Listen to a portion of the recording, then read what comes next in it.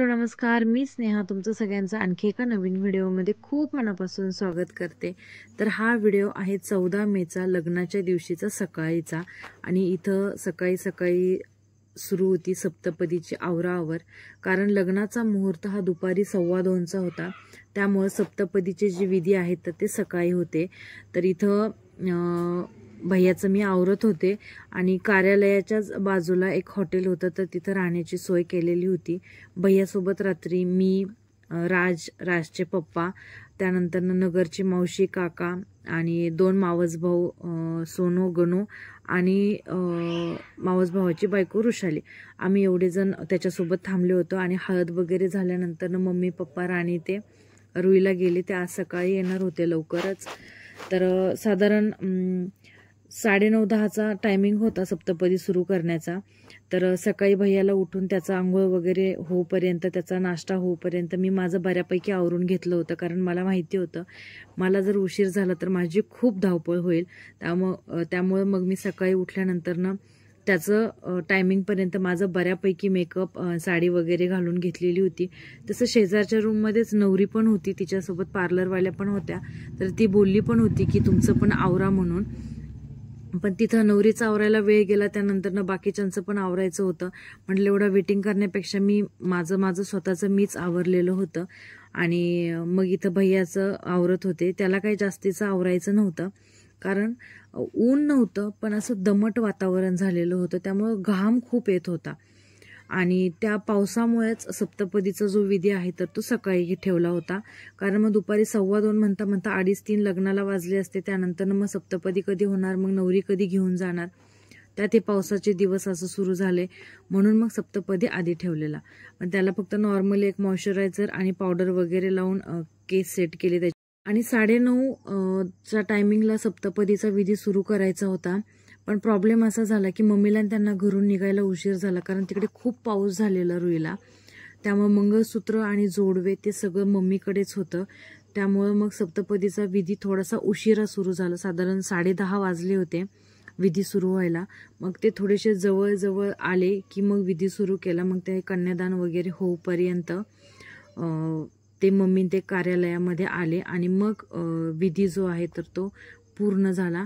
कारण मग ते जर लवकर आले असते तर मग विधी आधी झाला असता आणि मग नवरदेव परणे निघायला थोडासा वेळ मिळाला असता, कारण 10च्या आसपास विधी सुरू झाले, जवळपास 12:30-1 वाजेपर्यंत हे सप्तपदीचं विधी सुरू होते। कन्यादान, त्यानंतरनं ते फेरे, होम, ह्या सगळ्या गोष्टींमध्ये 2-2.5 तास गेले। आणि मग नंतरनं 12:30 नंतरनं मग नवरदेवाचं आवरलं, मग परण्या निघाला। मग ह्या सगळ्या गोंधळामध्ये खूप घाई गडबड झाली। आणि नवरदेव नवरी सकाळी 8:30 ते 8:45 वाजता शार्प रेडी होते सप्तपदीच्या विधीचं आवरून, दोघं पण 8:30-9 वाजता, कारण 9:30ला विधी सुरू करायचा होता। मग थोडा वेळ त्यांचे फोटोशूट वगैरे झाले, पण मंगळसूत्र मम्मी सोबत असल्यामुळे थोडासा गोंधळ झाला, नाहीतर मग आणखीच बऱ्यापैकी गोष्टी घ्यायला जमल्या असत्या। कारण दुपारी खूप धावपळ झाली, भैयाचं आवरून दिलं, त्यानंतर मी माझा ड्रेस चेंज केला, राजचं आवरलं, त्यात त्याला झोप आलेली, भूक लागलेली, इतकी धावपळ झाली, इतका गोंधळ झाला की मला मध्ये काहीच शूट करायला जमलं नाही।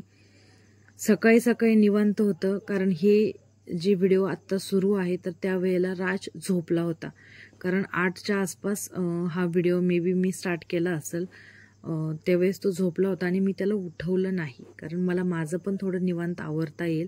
आणि मग नंतरनं मी त्याला उठवलं, त्याला छान फ्रेश केला, त्याचे ड्रेस चेंज केले आणि मग आम्ही दोघं जण कार्यालयामध्ये गेलो। राजचे डॅडा पण होते, ते फोटोग्राफर पण सकाळी लवकर आले होते सप्तपदीच्या विधीसाठी।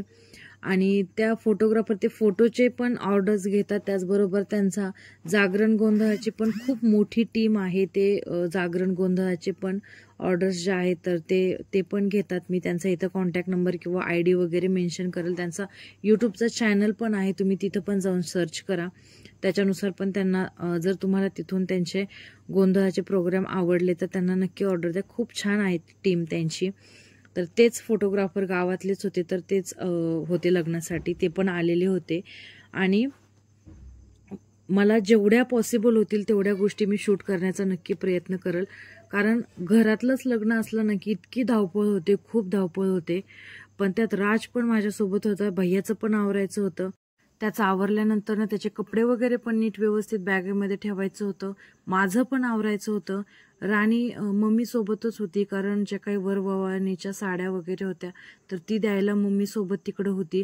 प्लस त्याच्या मागे आदिराज पण होता, मावशीन त्या पण होत्या. पण एक जणीकडे दागिने होते सांभाळायला दिलेले, परत जे काही आहेर आणत होते पाहुणे रावळे ते द्यायचे, रूममध्ये नेऊन ठेवायचे. सगळ्यांकडे सगळे कामं दिलेले होते. इतकी धावपळ झाली, कारण एन्जॉय केला पण गडबड गोंधळ आणि धावपळ खूप झाली. आणि घरातलं लग्न असलं ना की असंच होतं. आपण पाहुणेरावयांच्या लग्नाला गेल्यावर निवांत फोटो वगैरे हे ते काढतो, पण घरातल्या लग्नाला काहीच होत नाही. माझे फक्त ह्या साडीवरतीच काही फोटोज आणि व्हिडिओज, शॉर्ट व्हिडिओज मी काढले. बाकी हळदीच्या ड्रेसवरती पण मला एक पण फोटो घ्यायला नाही जमला, घागऱ्यावरती पण नाही, आणि नंतर ना घरी येताना पण मी एक ड्रेस चेंज केला होता त्यावरती पण मला एक पण फोटो घ्यायला जमला नाही. सगळं ह्या गोंधळामध्येच गेला. आणि त्यात व्हिडिओ पण घ्यायचे, आणि बऱ्याच मोमेंटला असं झालं की मी कोणाकडे तरी कॅमेरा दिला आणि कॅमेरा फक्त ऑन केला आणि व्हिडिओ सुरू करायचंच लक्षात नाही. त्यामुळे इतक्या मोमेंट मिस झाल्या लग्नाच्या दिवशी. जेवढ्या मी स्वतः व्हिडिओज घेतले आणि गणूनी माझ्या मावस भावानी काही घेतले तेवढेच व्हिडिओ बऱ्यापैकी आले. बाकी दुसरे कोणाकडे कॅमेरा घेतला ते सगळे जे मोमेंट आहेत ना मिस झाले. मला नंतर खूप वाईट वाटलं की फक्त कॅमेरा जो आहे तो असा समोर धरला आणि व्हिडिओ स्टार्ट नाही केला. घरी गेल्यानंतर पण जेव्हा नवरा नवरीचं वेलकम केलं त्यावेळेस पण असाच गोंधळ झाला की फक्त कॅमेरा धरला, व्हिडिओच ऑन नाही केला. त्यामुळे खूप गोष्टी यामधून मिस झाल्या. पण मला जेवढ्या पॉसिबल होत्या एवढ्या घाई गडबडीमधून त्यामध्ये मी शूट केल्या आहेत आणि या तुमच्यासमोर व्हिडिओज थ्रू मांडतीये.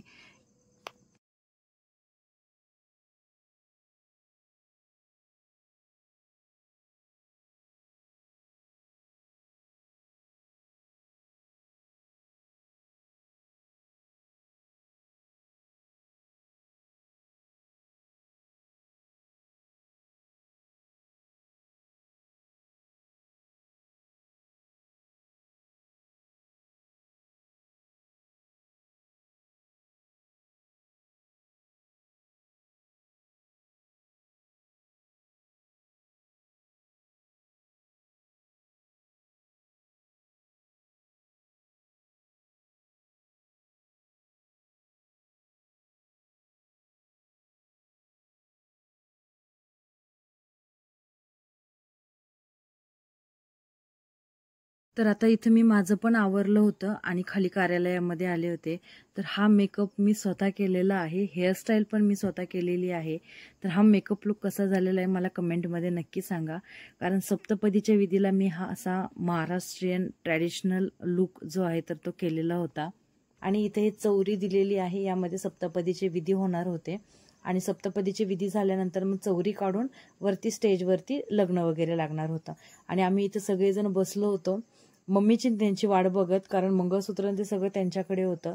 मग ते थोडेसे जवळ आल्यानंतर मग सप्तपदीचे विधी सुरू केले, कारण मग मंगळसूत्राच्या टायमिंगपर्यंत ते कार्यालयामध्ये पोहोच झाले.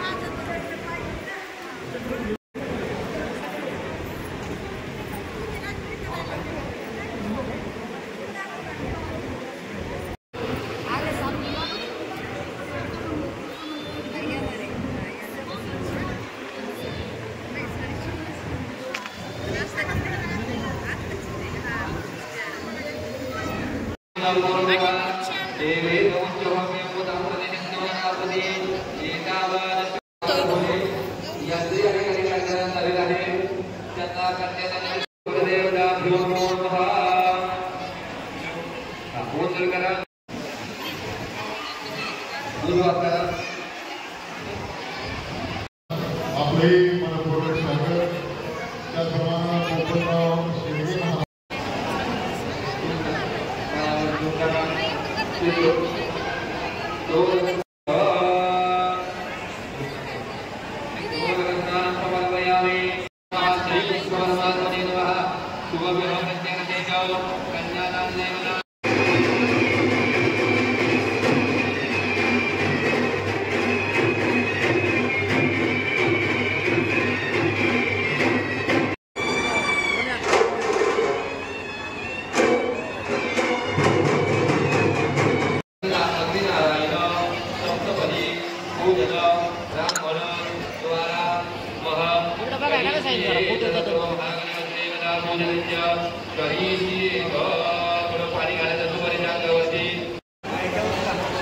या कोणी पाहुण्यांना जेवण करायचं आहे त्यांनी कृपया पाठीमागे जेवणाची सोय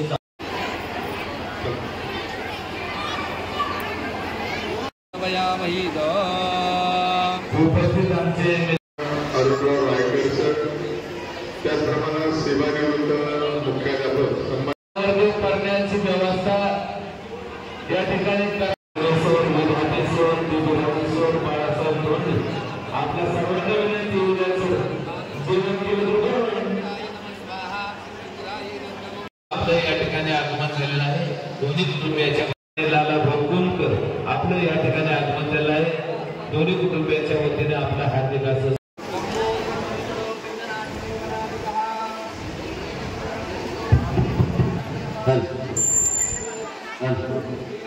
ओके.